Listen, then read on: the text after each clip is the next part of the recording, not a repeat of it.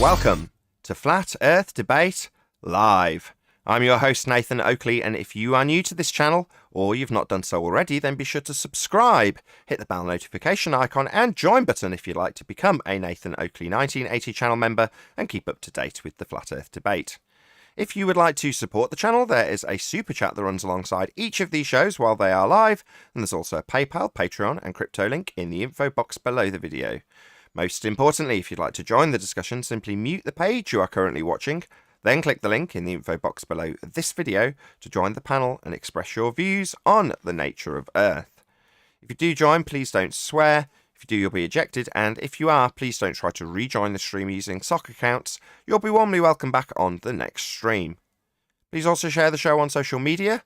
Sharing the show obviously increases the live audience, but this in turn increases the chances of a more diverse panel, so please share the show on Facebook and Twitter. One last time, if you're new to the channel or you've not done so already, then be sure to subscribe, hit the bell notification icon and join button to keep up to date with the Flat Earth Debate. Now, we are joined by 10th Man, Arwin, Neil, and a whole bunch of people in Discord, so welcome one and all. Hello, Happy hello. Friday. Good afternoon. Hello, Good good afternoon.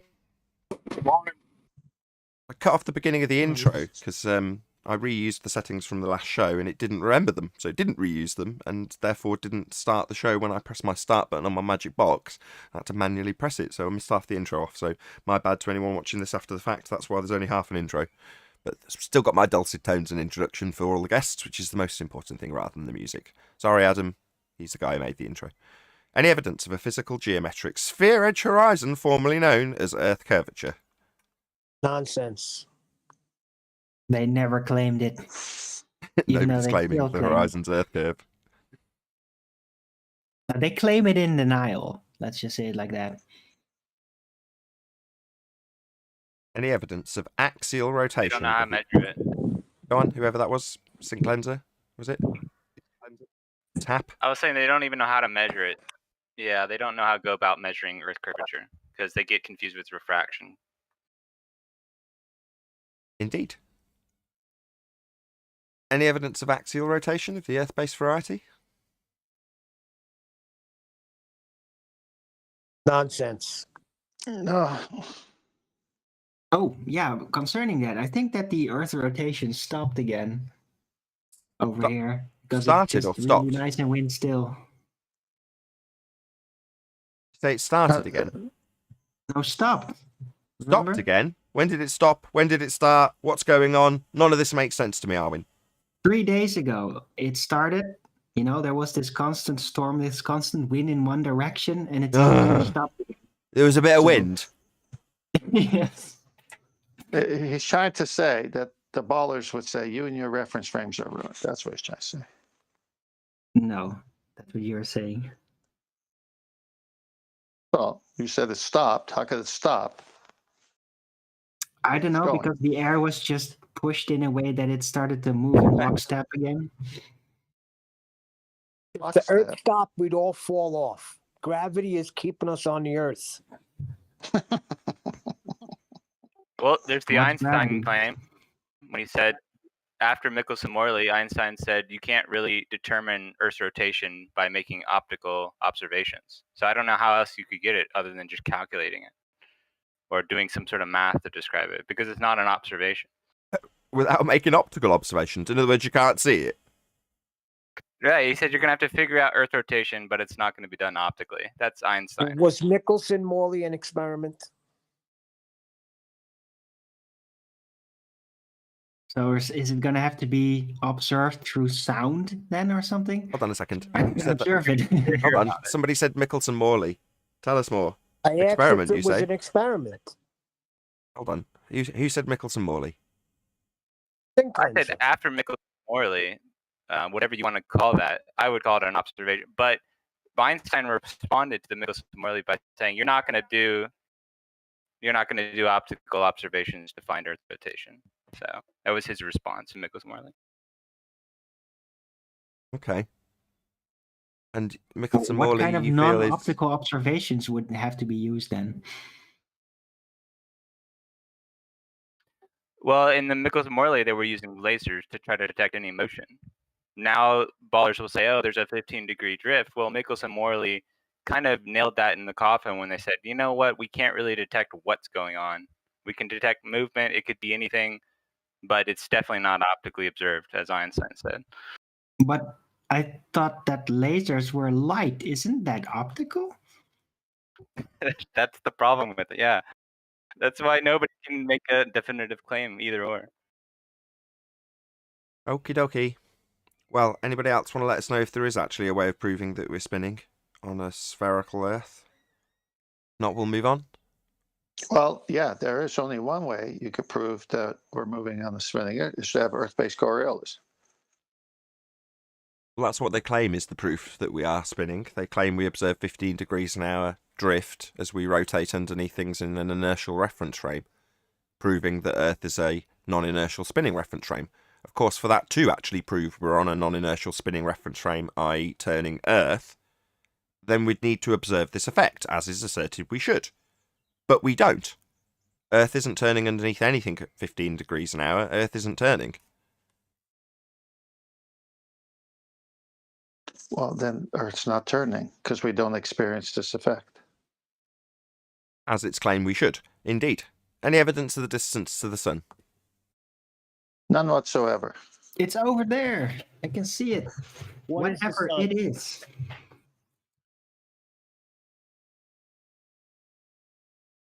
Anyone at all? Distance to the sun? Got a number Would written down by the apparent globe side. distance suffice? I'd like to know what it is. Me too. How about apparent distance? Apparent? What? Not Just actual a bunch of distance? triangles. Yeah. A bunch of triangles pointing to a non-actual location. That's Well, useful. what would be the unit of measurement for an apparent distance? Well, you could give it in radians, you could give it in an angular size, but what does that tell you? It's not an actual size. Yeah, but that's angular. No, but this is not about the angle, which could be expressed in degrees, of course, but an apparent distance towards it. How would you quantify that? Quantify a not actual distance. You don't. Yes. You don't, do you? It's not actual. Why not?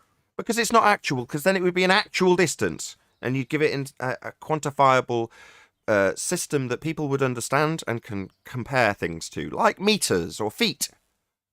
Right, but those are actual distances. Yeah, so that's what I would be just the said. Quantification for a not actual distance. Yeah, well, you don't. God, it's going Why in not? circles. I'm glad it's Friday. Because it's not If you can actual. do it with the angles, right? With a non-actual thing, then why not a distance? Because that isn't actual. It's not actual. Get with the times, Nathan. Sorry, have I not got the imagination for this? Well, I don't either. I'm trying to figure it out. Is there a possibility for a quantitative approach to an apparent distance? Yeah, you need a scalar. Right. Do you know what they use? They use parallax. Based on something, though. Based on R. Right. That's R from their position. R-based R is distance, value. really? Yeah. That's the first How does that assumption. work? Earth a sphere, Venus a sphere. Then you've got the I've got scale. one. Kepler's You've third already law got then one, gets applied. Owen. No, but those are assumed distances, assumed actual Yeah. distances based on Yeah. a presupposition. That's not a quantity of an apparent distance. You know? Yeah. It's another scale. Yeah, that's I've right. got All one. yes, that's right. All not actual. That's correct. And you're saying, well, that's not actual. Well, can't you give it me an actual? No, this is our defense to their assumption of R, their assumption that Venus is the same size as Earth, and their application of Kepler. Hello. Hello, Good Adam. afternoon. I've got one for you. It is an assumptive unit. It's called an astronomical unit. That's based on R. Yeah, but it's assumptive. Alwyn was after it was assumptive and apparent, and that is the most apparent assumptive unit you can have that pretends to be an actually quantified unit. Right, all these No, but that's assumptive still units. an Hold on. assumed actual distance. It's not a unit of appearance, a unit of apparent distance. See? But that's what an astronomical unit is, based on the assumption of r.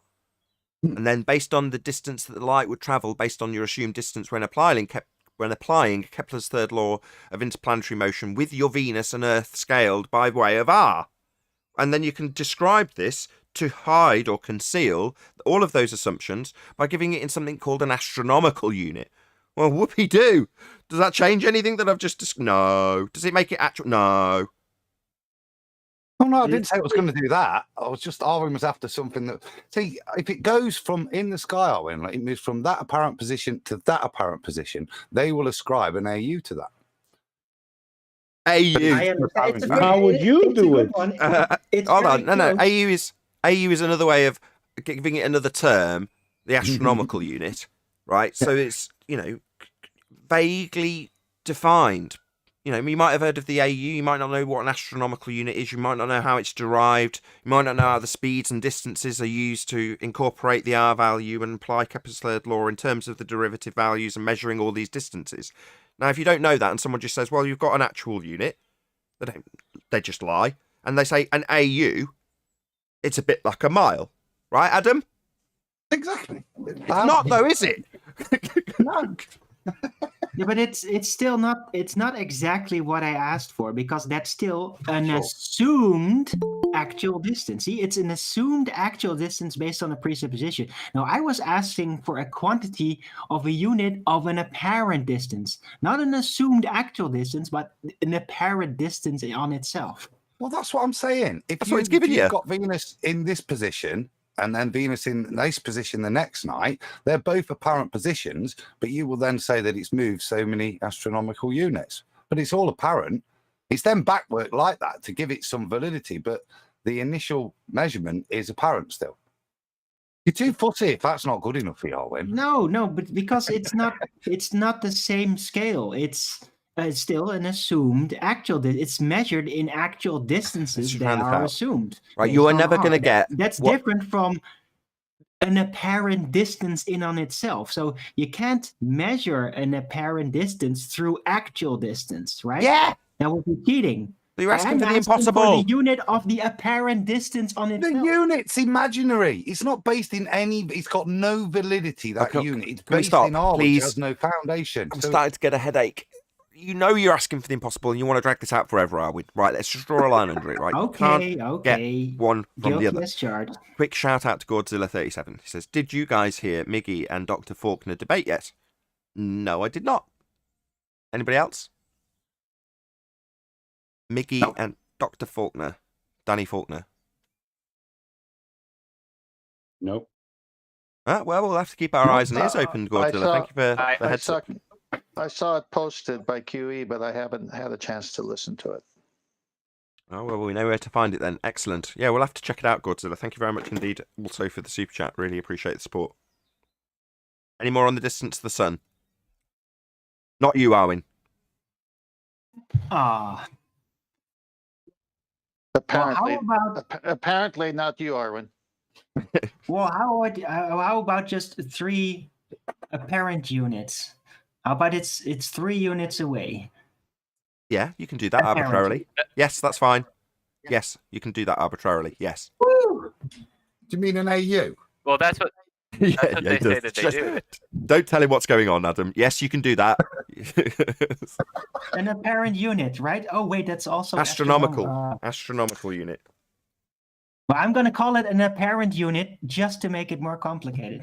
You can call it an Arwin unit if you like. It doesn't make any difference. It's Ooh, completely ooh, arbitrary. that's a good one. Yeah, Arbitrary and not actual.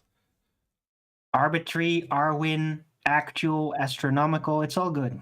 Astronomical isn't actual. Oh, we're stuck here. We're stuck. It's like a record that's got a groove missing.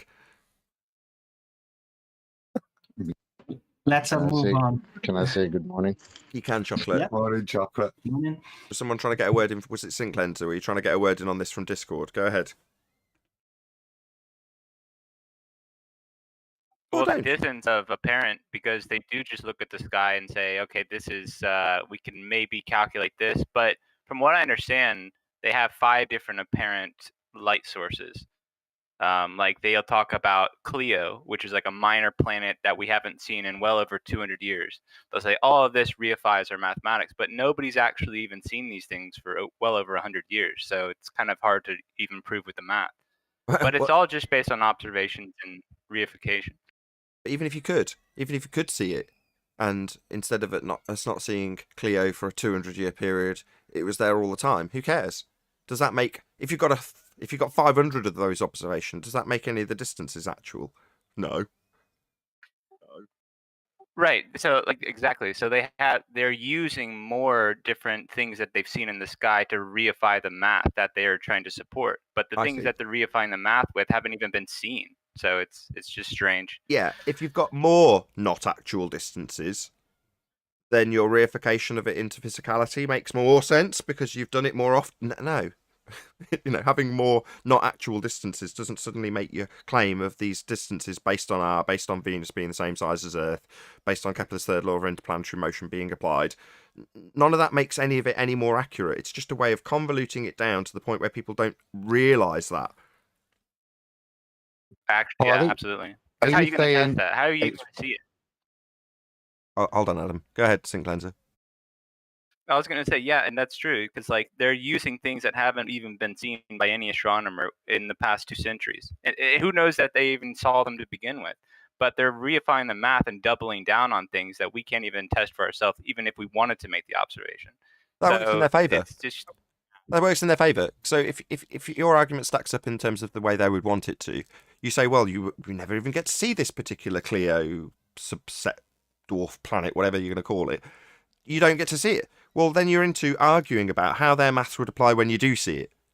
But their maths doesn't apply.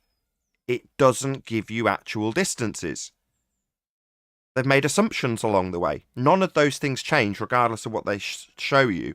And if it's put into a context where you're unlikely to see it for a prolonged period of time, that means what? You're less likely to realise at that stage that the maths isn't what it presents itself as in terms of its actuality not being true.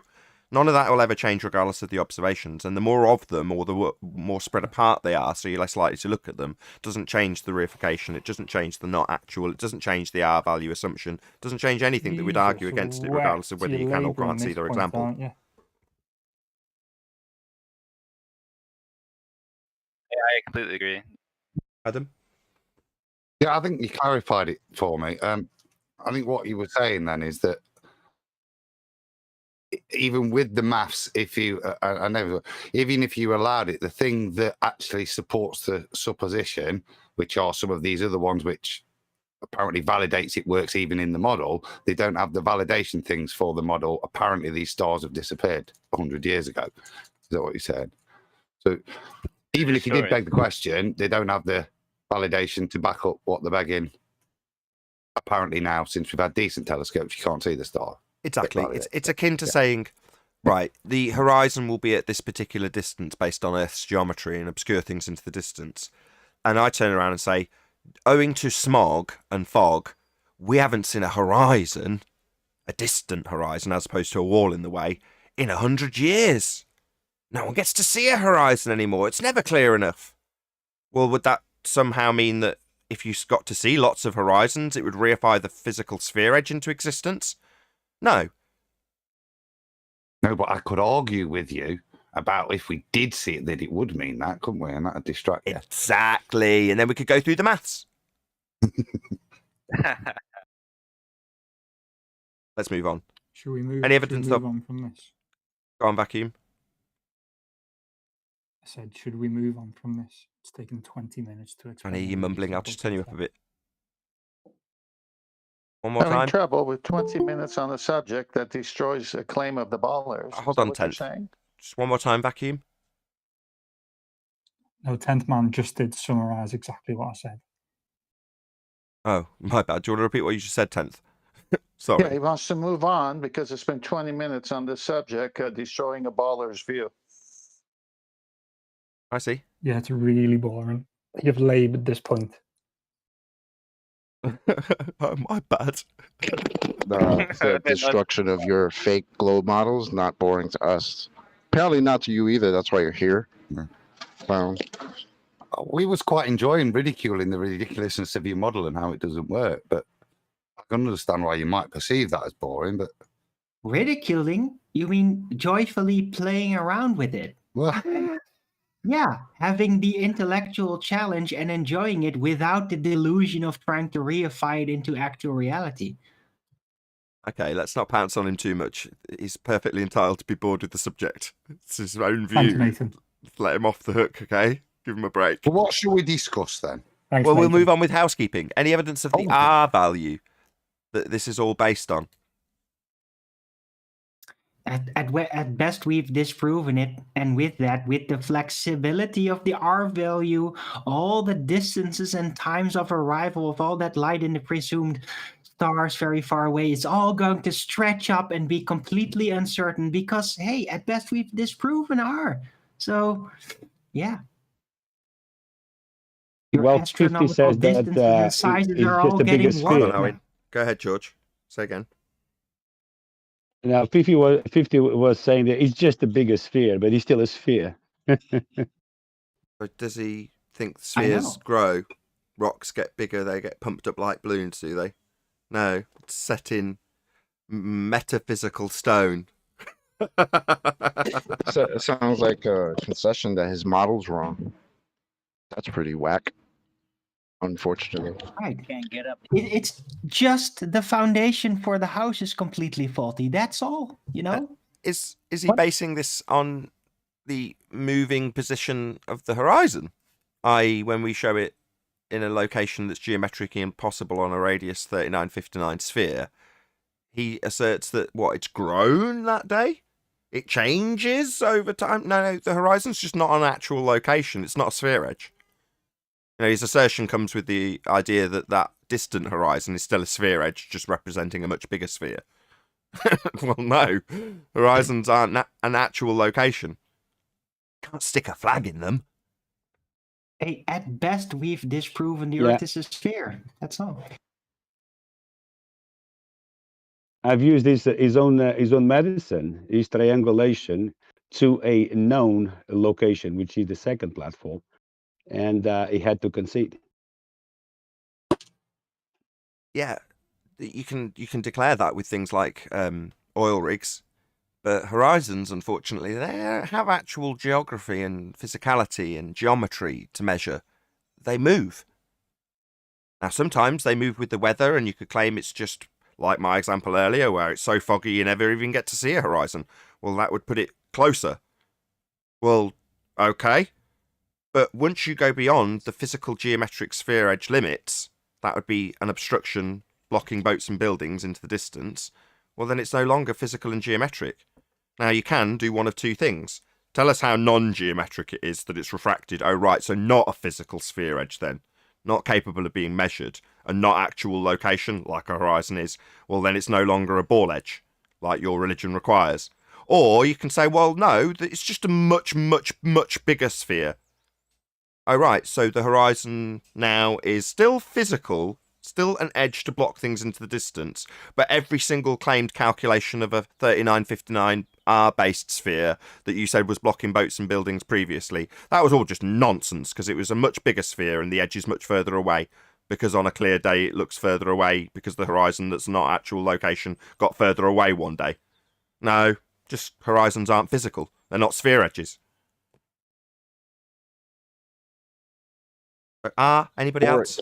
R Or value? even more fun, you can tell us how this geometric horizon you're supposed to have in your little model, the thing that's supposed to be blocking boats. Oh, you could tell us how we've never seen it and can't see it due to us having an atmosphere. Because that one's always fun. I like that one. Or further claim that no one has ever claimed the horizon is Earth curve, even though Even that's the basic premise of their assertion. It's very clearly marked as a horizon labelled with an X in orthographic view in their Earth curve mathematics, where they assume the R value that they're trying to prove by way of a physical horizon getting in the way. So they definitely do claim it. It's part of their rhetoric. It's the basis of their religion. But yet they claim that no one's claiming it because we've debunked it. Yeah, the horizon isn't physical, we know. Welcome to Flat Earth. Any evidence that you can have gas pressure without the necessary antecedent of a container to press upon for all the fundamentalist zealots who think the sky is a vacuum. No, not at all.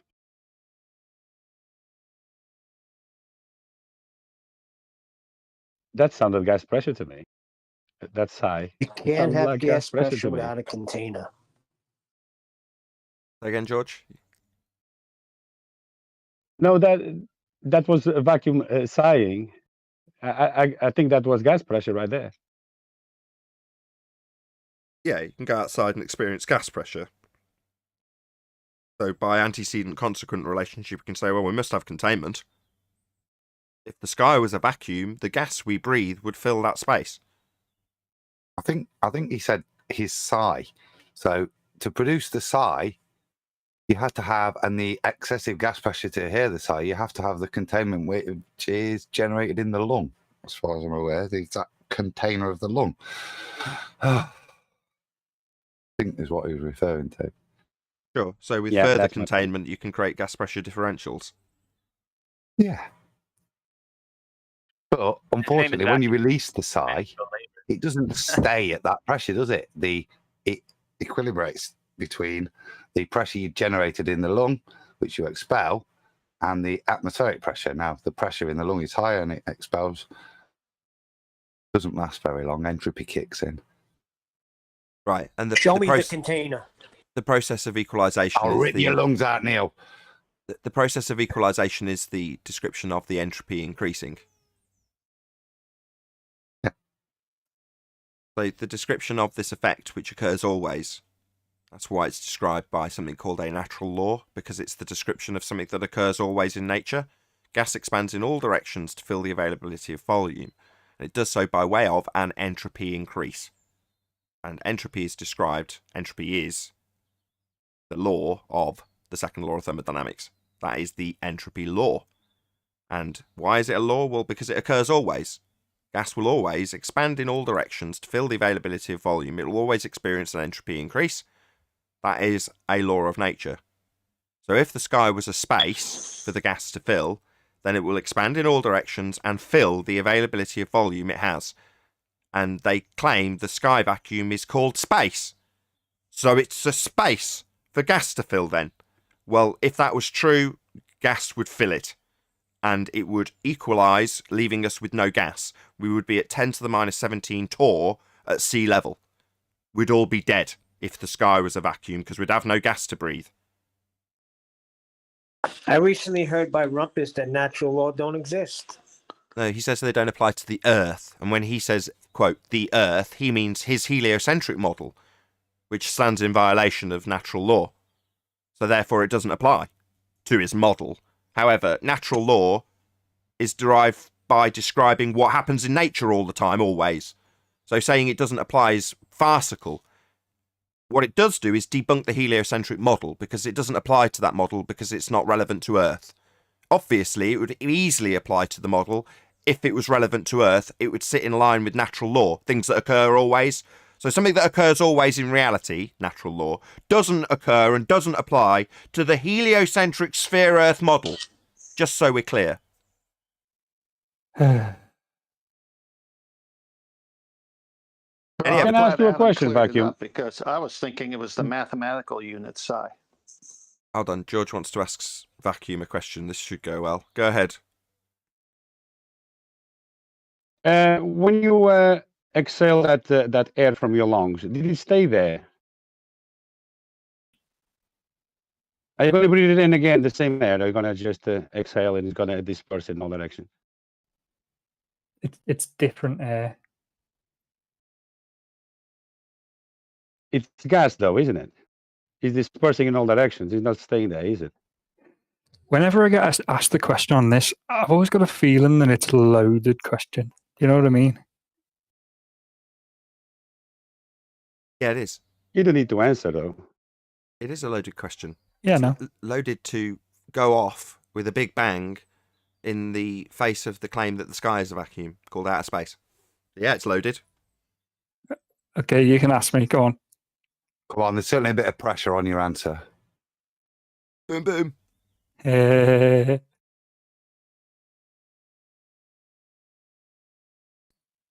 Go on, ask me the question again. I wasn't listening first time, really. Right. you sigh. So you fill in your lungs and you exhale that air. Does that air that you exhaled stay there or disperse in all directions? You broke up halfway through the question there. Sorry, I don't know if it was my connection.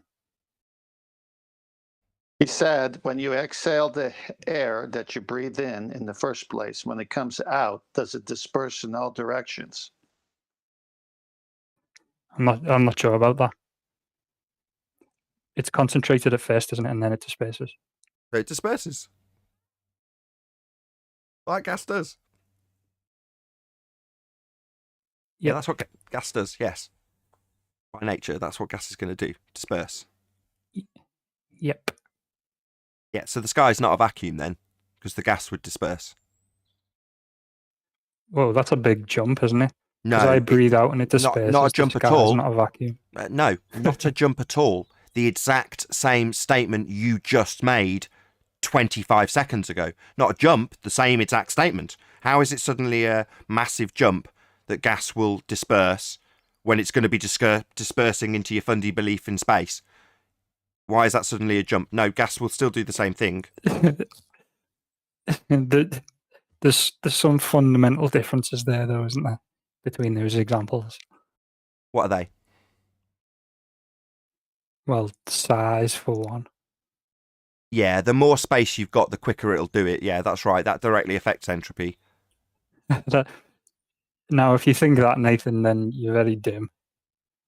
So, what are you saying? High pressure to low pressure. So, are you saying the size of the space increases the speed of dispersion? So we're both in agreement then that the gas will disperse into this space then? Don't change the subject. What, that is the subject. I even told you what the I asked you a loaded question and you deflected. So I'm going to get talked through. That is the subject. You were even told how it was a loaded question to preempt that is very much the subject. Now you're telling me I'm changing the subject? No. What you're doing is asking me to give a quantitative value to how quick the gas we breathe would dissipate into space. Who cares how quick it would do it? It would dissipate, wouldn't it? You gave a smart-ass response saying it would go... Get lost. Get out. You want to tell me I'm a smart-ass? You've told me gas disperses. I've given you an example how it would disperse into your sky vacuum. You want to tell me I'm a smart-ass? He's avoiding answering the question, that's all. There's no question. There's a statement of fact coming. If the sky was a vacuum, that would be a vast availability of volume for gas to fill, then gas would fill it. Because gas expands in all directions to fill the availability of volume, that would be space, it has to fill. So, if the sky was a vacuum, that would be a space for gas to fill, gas would fill it. His response, well, let's talk about how quickly it would fill it. No, you brought that up. Sorry, my the argument one. is that if the sky was a vacuum, gas would fill it. That's the end of my argument. Well, should we listen back to the recording when you publish it later? For an argument that I've made approximately 1,000 times to various different levels of stupidity when it comes to fundamentalist religious zealotry and ball belief, you want to replay my claim like I don't know what I'm claiming? Even though when you asked where this loaded question was going, I detailed precisely what I'm now detailing in summary. But you think that this has gone some other way than you were thinking it would go? Nathan, would you say ball belief again, please?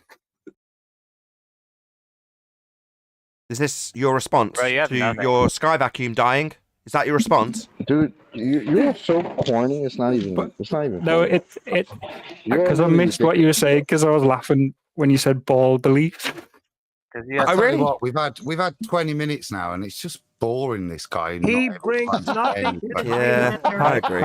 Hey, Adam. Now I see why he gets glassed when he goes out. Bravo, Adam. Bravo, Adam, we haven't had one of our little sessions yet. Do Say it you want me to again, sit Adam. down on the shade Fine. long and you'll examine me? Adam, say it again. Yeah, I'm just saying, dude. It's been 20 minutes now of you not being able to answer a question, and it's boring. Can we move on? Yeah, let's move on. Perfect. Bravo. Any evidence? I Any evidence of a South? like that. I like that. Yeah, that means shut up. Yeah, we don't like you. Shut the fuck up. No, Sorry, Nathan. Oh, Sorry, damn. Nathan. Sorry, Now I have to Arwin. tick that Tongue. box in the stupid YouTube questions. Thanks, Arwin. Try not to swear. We're live. I tried. I tried. I try to. I'm just as guilty sometimes. You fucking idiot. Shut up. Any evidence of a self-perpetuating molten iron core at the centre of a presupposed spherical Earth? Nonsense. I'm ticking the box. I might as well swear myself, right? Ruin the show. I think it's more likely the Earth is filled with egg yolk. You're thinking of a Cadbury's cream egg. What, are cream eggs filled with egg yolk? Are you mental? Sugary egg yolk. It's an egg, and inside it's got a yolk. It's not like a natural yolk. It's synthetic. No, it's real. It's made by Mr. Cadbury's parrot lays them. Well, it's real Cadbury's cream egg yolk. But we only got 18 and a It's half not more minutes on synthetic this either, is subject. Yeah, I'd call it synthetic, yeah. If you tasted a Cadbury's cream egg. They're not what they used to be. Definitely not. See, this is where words get you into Shut trouble, up. Nathan, I think. But you're still on the show. Come on, man. Come Well, on, it's getting me into man. trouble, what, with Mr. Cadbury?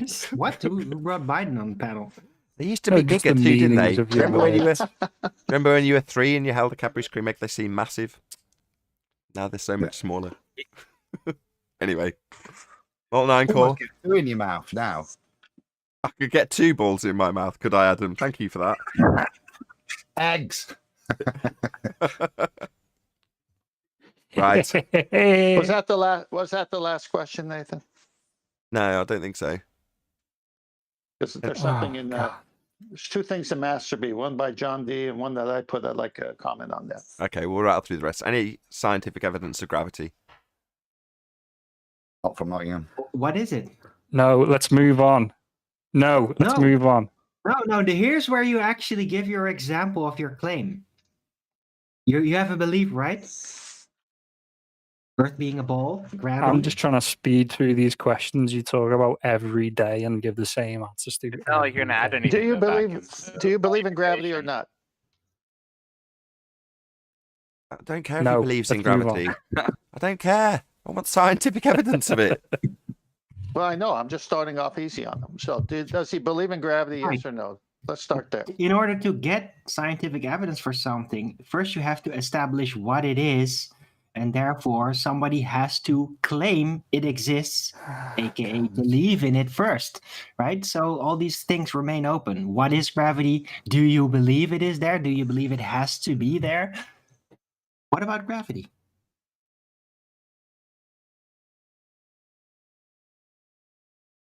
Nothing.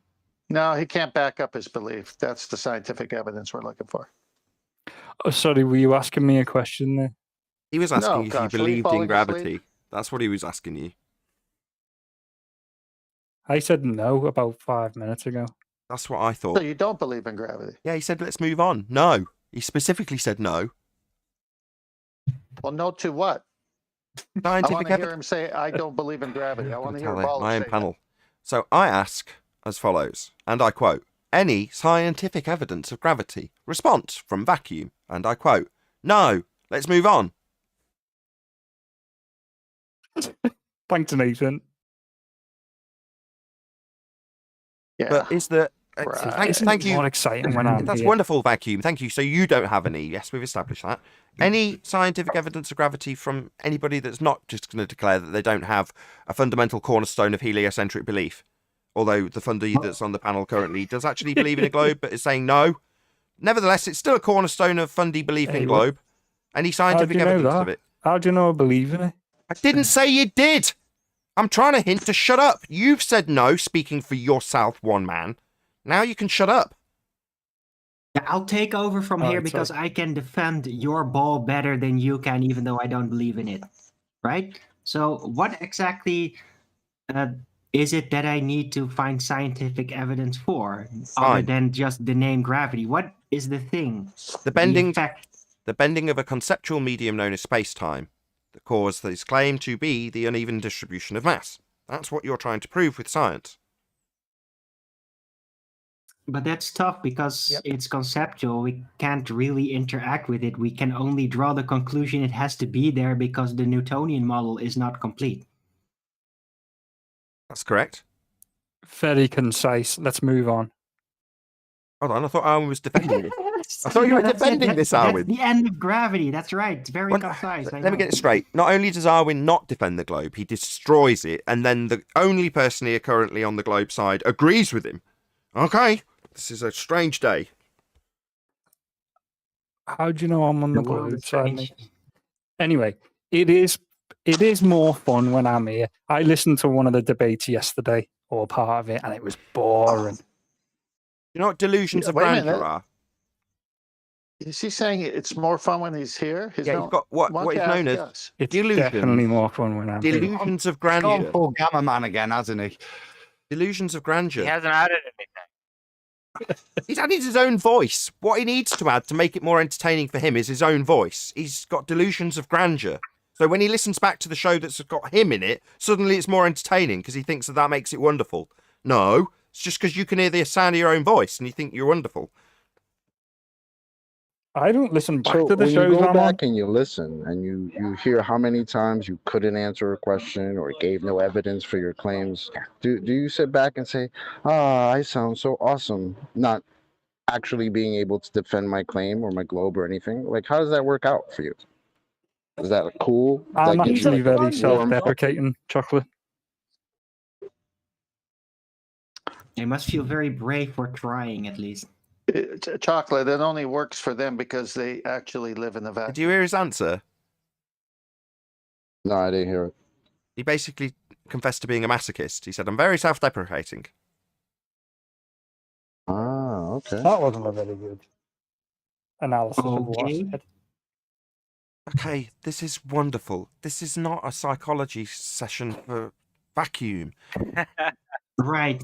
It's also not an usually is when 80 Adam's plus here. hangout. So. Getting a bit One at a kinky time, again, please. a bit like the Vacuum. rumpus, isn't it? If he's admitting he's getting off on this. This is 12 plus, not 18 plus. That is Abuse me, I get off on slander. it. I did not say that. I said I was self-deprecating. Yeah, I didn't say I was a masochist. that's a... You're That's- delusional, you know. Oh, look up masochist. Moving on. Thank you. Any single viable hypothesis from any of the fields of astronomy, cosmology, or astrophysics?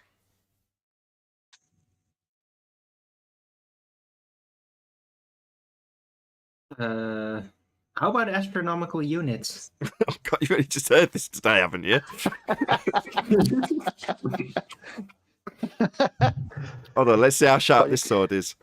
What's that you say, Arwin? Astronomical units, feel free. Tell me all about it. This is a viable hypothesis, you say. Tell me all about it. Well, it's a unit. It comes from astronomy, at least.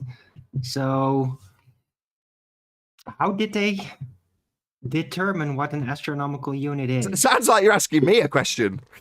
What the hell? Yeah. that a Independent, hypothesis? dependent variable, What is scientific your evidence. hypothesis, Nathan? Can you help Hypothesis. me out? That's what What we're was after, his are we? question? Hypothesis, I know. please. Have we not just stumbled on that poor old astronomy has not only got a valid hypothesis now, we've kind of stumbled across the fact that it hasn't even got a valid unit. We knew that anyway, In didn't we? its- Well, in I its suppose fit, Arwin yeah. didn't until today. Right, it's an R-based unit, right? But Everything they let's just ever say that claim we- ever, right? You've got a 99.99999% chance that if you just claim R value use, no matter what they're claiming ever, you're almost guaranteed to be correct. It's bound to be involved somewhere, at least. Yeah, but isn't it beautiful in this case the way it's linked? We make the assumption to Venus, and then we base it on. You know, it's poetry. The way they can weave or the way the R has to be weaved in, and then it's just as beautiful. And the black swan then destroys it, but then the cascade effect of destroying that R, as you said earlier, where's your G if you're R? Done. Right. So how many degrees is an astronomical unit? Arwin needs more info on this nonsense, clearly. It depends, Arwin, how far away you imagine it is. See, you can change it depending on where you put your arbitrary position. Right. So the only thing we know about R is that it's a radius that you can split it up in degrees, which is still a convention. It's just deciding, okay, 180 units is how we're going to decide what is on this R. But that's a given. That never changes. So how many, since it's R-based, how many degrees would an astronomical unit be? Because those degrees are never going to change on the R, right? These are totally different measurements. Deriving something from something that has a radius value, i.e. Earth, to get scaling values to apply Kepler's third law doesn't mean that you can suddenly describe in radians or arc seconds an astronomical unit. That makes no sense. Unless you were saying the width of the diameter of this light in the sky, which is claimed to be enormous for whatever reason, is X point integer of an astronomical unit in width, or in diameter, I should say. That's about as close as I can bring that comparison together. But the different measuring values, Right. An arc second is nothing like the AU unit. I don't really understand how you're trying to transpose a measurement of angular something or other into the astronomical unit. This makes no sense unless you were, like I say, trying to measure the diameter I'm of a just star or trying. something. Arwin, can you see the sun? Not right now. Well, an astronomical unit is from here to there. It's that far. That's 1 AU. Well, that may just appear to be very far, though. We're not sure. I'm just saying it's that far. Definitely that far. It's 1 AU, right? But if you want to qualify that in terms of how many meters it is or something, well, then it's no longer just one unit. That's why when you asked, can I just call it 3 units? And Adam's like, yeah. And I'm like, yeah.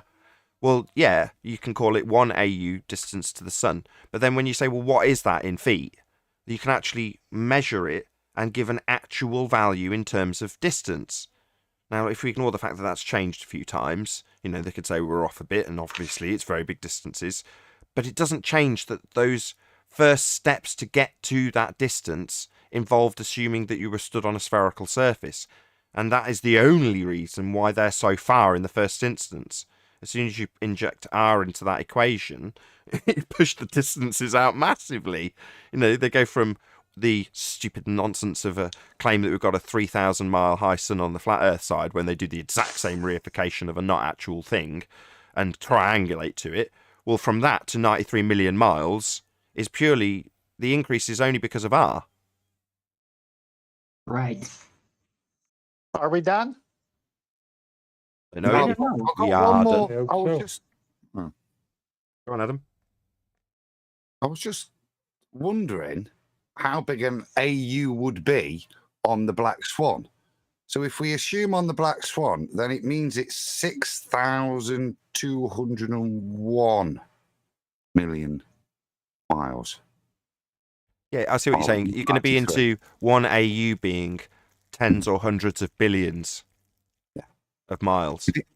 If it's linked to R eventually, then if R changes by the factor that it does within the Black Swan, then instead of 93 million miles, it's 6,201 million miles, your astronomical unit, based on Black Swan.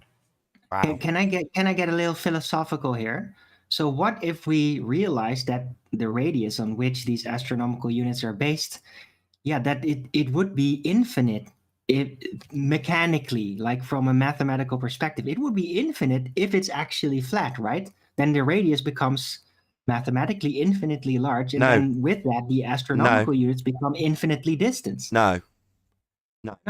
Well, because your measurements that you're taking when you triangulate are taken based on the flat surface that you're making the measurement with.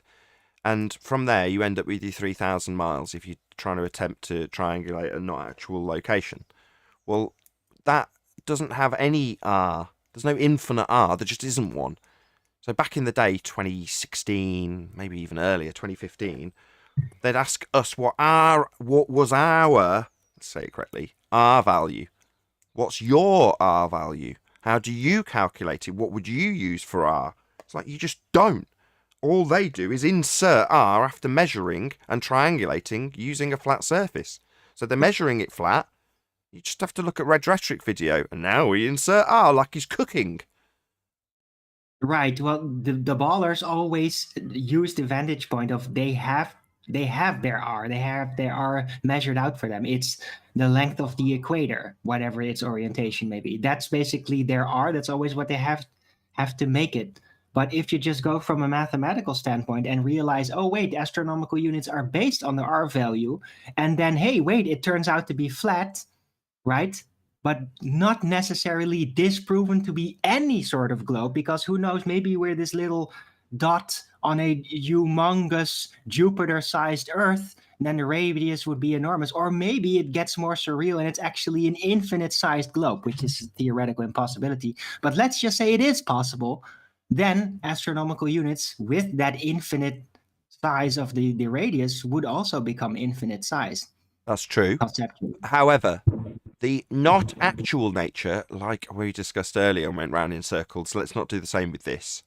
No matter how many times you revise it and claim that it's more accurate because you've, in this case, derived a dip angle measurement to a horizon that gives you a circumference that's the size of the former heliocentric model's Earth and Moon orbital system.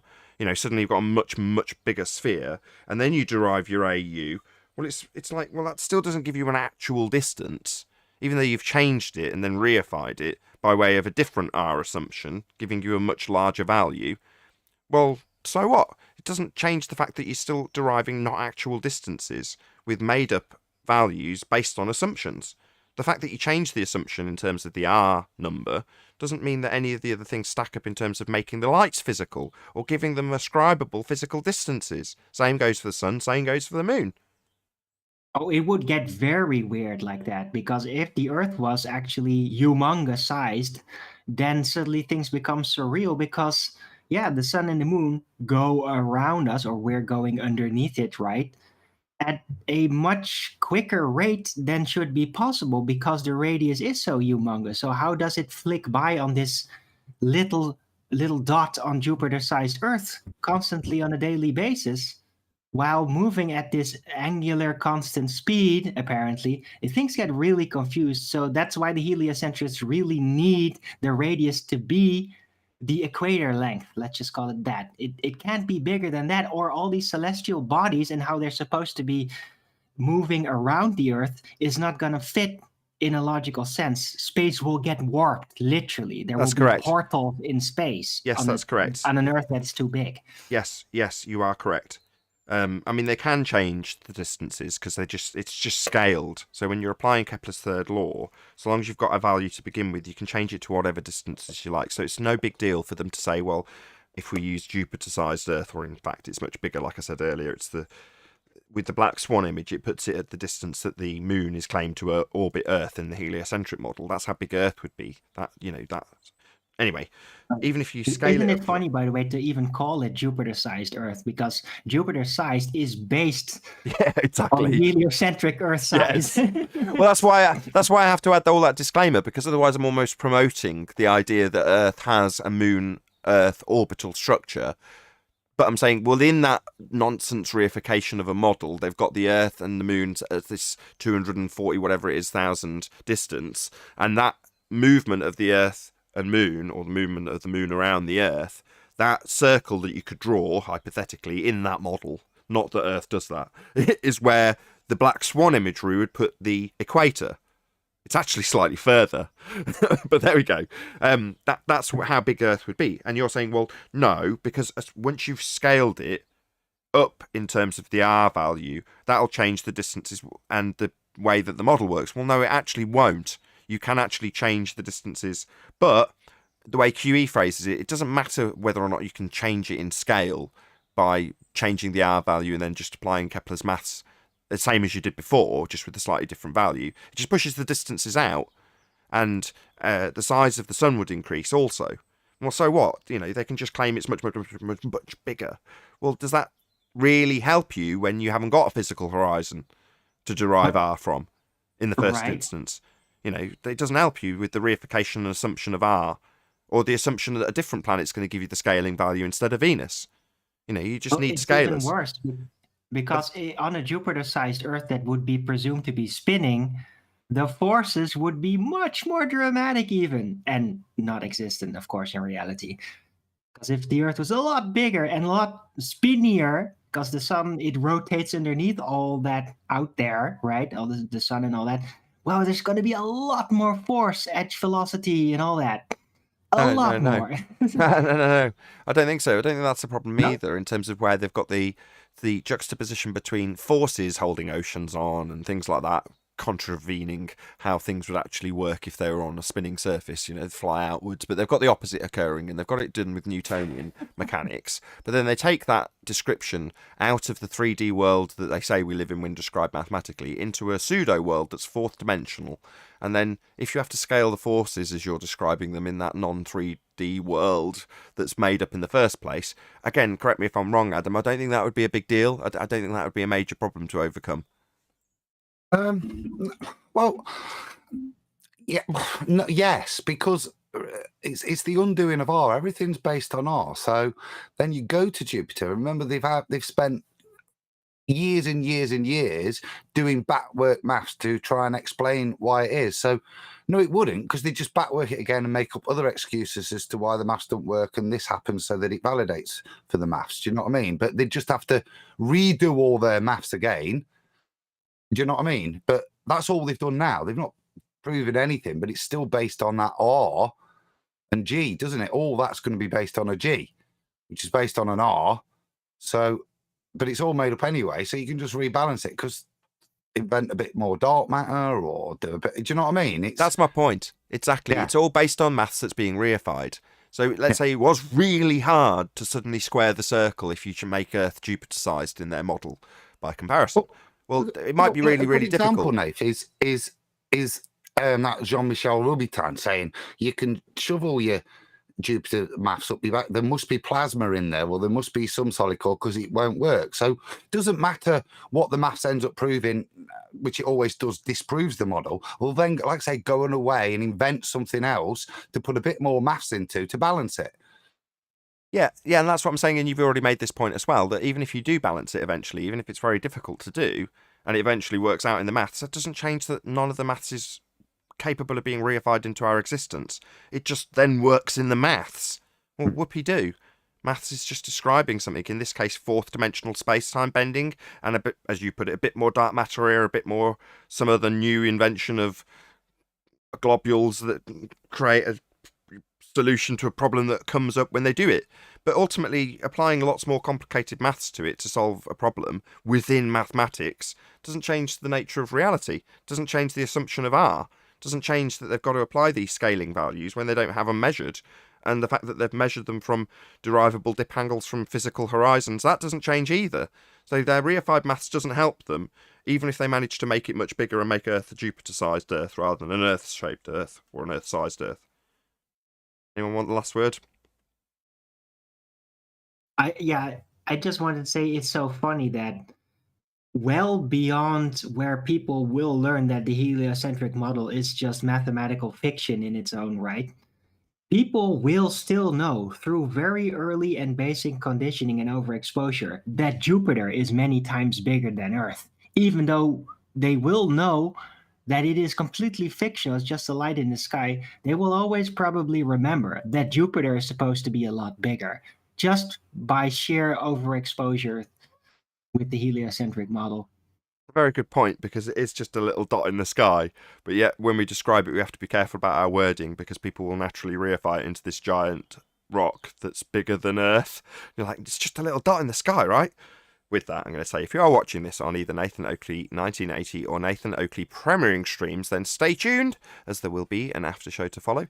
Unfortunately, if you are watching this live, this is where we bid you farewell. A huge, massive, enormous thank you to all of you who smashed the super chat, liked, commented, shared, subscribed, and all that good stuff. Once again, stay tuned if you're watching on either premiering stream. I've been Nathan Oakley, and I'll see you all in the next video.